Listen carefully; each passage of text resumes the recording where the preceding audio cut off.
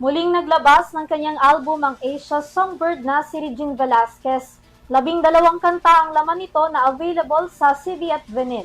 Kung ano-anong mga kanta yan, alamin sa report ni Sam Martos.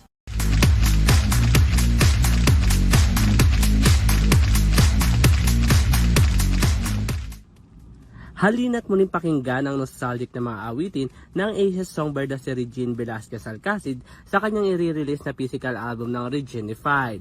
Sa social media post ng singer, ibinahagi nito ang isang poster kung saan makikita sa larawan na pwede na mabili ang kanyang album sa pamamagitan ng vinyl, CD at cassette. Nagkakahalaga ang kanyang album ng 1,200 pesos para sa cassette at CD, kasama ang exclusive photo card, at para naman sa vinyl maabil ito sa halagang 3,900 pesos kasama ang isang postcard at photo card.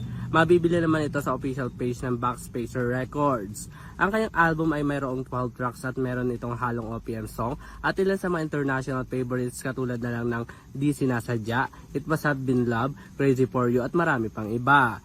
Matatandaan naman ito ang kanyang ika-18th studio album na inirelease noong November 2024. Samantala, bukod naman sa kanyang physical album, malapit na rin maganap ang kanyang The Final Major Solo Concert na magaganap sa darating na October 17 at 18 sa SM Mall of Asia Arena sa Pasay City.